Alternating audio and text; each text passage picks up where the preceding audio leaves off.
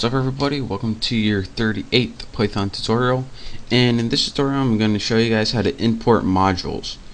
Now before I tell you guys even what that means, when you're working in idle, like right here, anytime you quit idle, all of your variables and functions that you made in idle get lost. So it would also be useful, instead of just losing all your variables and functions, to save them. And it's also useful in case you write a function and you want to use it in a lot of programs and you don't want to have to rewrite it a bunch of times. You can make something called a module, and it will save all your variables and functions for you, and you can just import it anytime you're using another program or idle such as this. So to do this, go ahead and in your idle, go ahead and put File, New Window, and this new window is going to pop up right here. Now in this window, we're going to create some modules, and these modules are going to hold things that we want to keep, but you need to do this a specific way, so pay attention.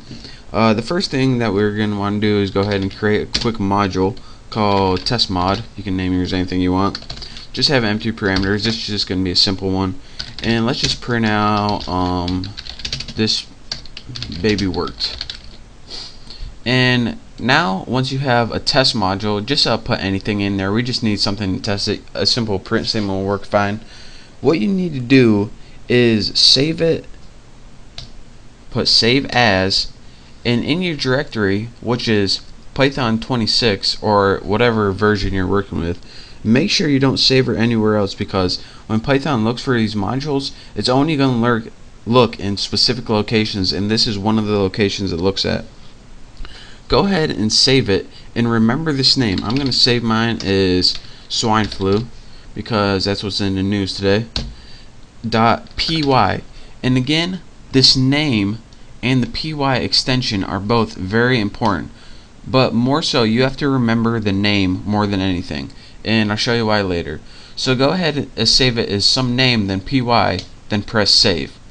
Now we have a module named swineflu.py. You can see the name over my cursor right here, and now we can import this module into whatever program we're working with. So go ahead and open idle right here. Let me make it so you both can see. Right there. Good enough. Actually, there we go. Now in your idle, you can now import that swine flu module, and you do it like this: import, and then you put whatever name of the module you just created, and that's why the name was important. But make sure not to put that py extension. That's just so Python can find it. So go ahead and import whatever the name of the file, and again, the file name is the py. Actually, the module name is actually the file name minus the py, so that's how you can remember it.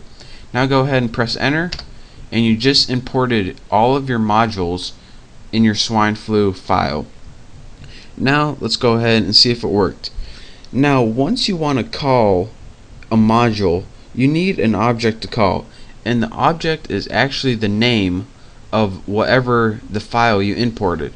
So instead of having to create an object and set it equal to your modules, all you have to do is write the name of the file, which was swine flu, and then write whatever module you want to call. So mine was named, what was mine named actually?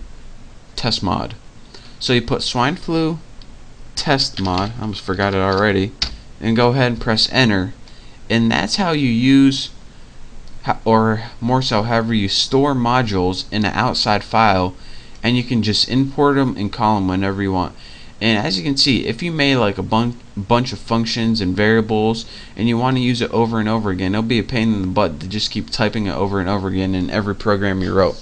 So this is how you can import different modules and how to create it from a file. Now one last thing I want to stress: once you import swine flu one time, you can't import it again, since, well, it would just be stupid and it would just confuse Python. So let me show you guys something. Say we find out we wanted this to actually say this baby is fat or something. So what we would do is go ahead, and you would think that what you would do is go ahead, this baby is fat. Now go ahead and press save. We save this module. Now once we imported it again, import swine flu, and then go ahead swineflu.testmod. It still says this baby worked. That's because you can only import your module one time. Now if you wanted this to actually show up that this baby is fat like it was before, what you would need to do is close this all together, go open up a new idle, and go ahead and push import swine flu.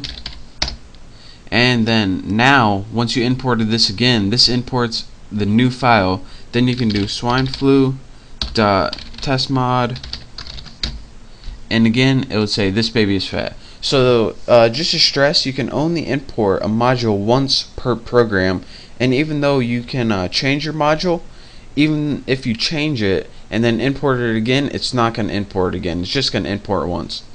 So that's your quick tutorial on how to import modules.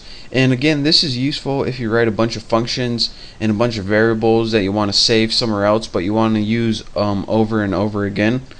So practice doing that, and make sure that you use the py extension, and make sure you save it where it tells you to save it, or else it's not going to be able to find it.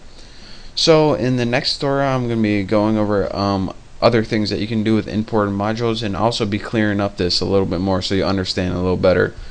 But for now, thank you guys for watching. I hope to see you next tutorial. Don't forget to subscribe, and I will see you next time.